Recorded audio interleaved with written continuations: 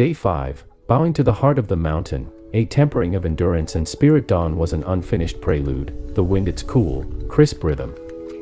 At the peak of Pipida Mountain, we stood at the threshold of night and day, awaiting a light as divine as an oracle.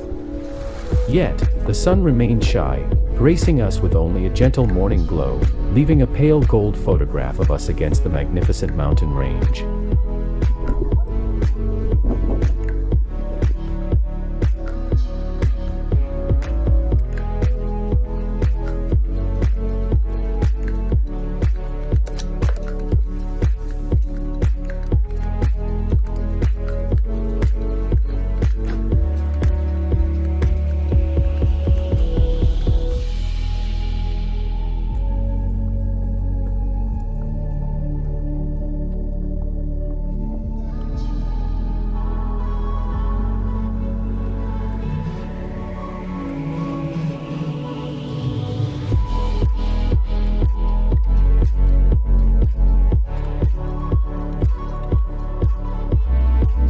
Bidding farewell to the skyline, we immediately began our journey homeward, though it was a pilgrimage downward. From the saddle of the ridge, we bowed and passed through the ceremonial gateway known as the Gate of Daxueshan, commencing a vertical dialogue that spanned 1,000 meters. The path was long but enriching, each step pressing upon the moss of time.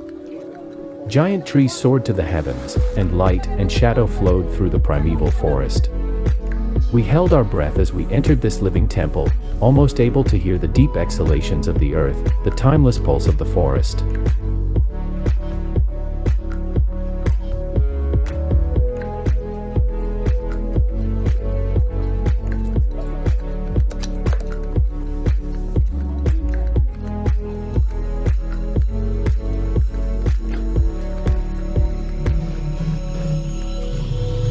At noon, the sun cast its warm light upon the 26-kilometer marker of the forest road, the starting point for Mount Daxueshan. We set down our packs, and with them, the fatigue of the journey. In our lightest state, we rushed toward our final covenant. The climbing path carved a green tunnel through a steep sea of arrow bamboo, each step a test of will. The summit was a tranquil space enveloped in green. There was no vast panorama here, but an unobstructed view of the heart, the certainty and joy of having completed the entire journey, the most majestic landscape within the soul. As night fell, we lit our camp lamps by the forest road, like igniting a warm bonfire in the cosmic wilderness. The chirping of insects became the night's lullaby, accompanying us as we recounted the moments of these 5 days. The sweat, the gasps, the laughter, and the emotions had now been tempered into amber of the spirit, emitting a warm and contented glow in the quiet darkness. Day 6, a slow return through the ruins of time. The way home was the long 26 kilometers of the 230 forest road, a path forgotten by time and re-embraced by nature. The cataclysm of the 921 earthquake left it desolate overnight, and the earth, in its gentlest yet most unyielding way, slowly reclaimed it. Collapsed cliffs are the scars of the mountains, fallen trees the roadblocks of the years, and the silver grass that submerges the path is a silent poem written by life itself.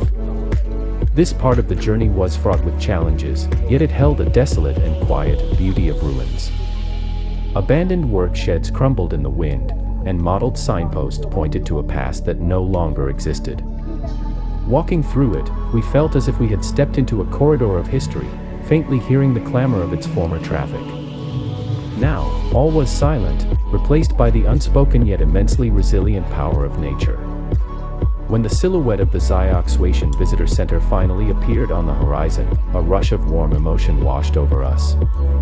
In that moment, the trials and fatigue of 6 days seemed to dissolve in the faint light of civilization, settling into the sweetest fruit within our hearts. Looking back on the path we had traveled, the magnificence and peril, the gentleness and boundlessness of the XueShan Western Ridge were no longer just landscapes for the eyes, but imprints engraved deep within our souls. This journey began with a yearning for the mountains and ended with an encounter with our inner selves.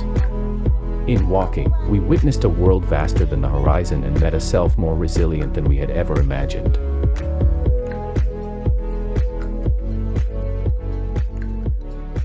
Thank you for watching. Wishing you all the best and stay safe.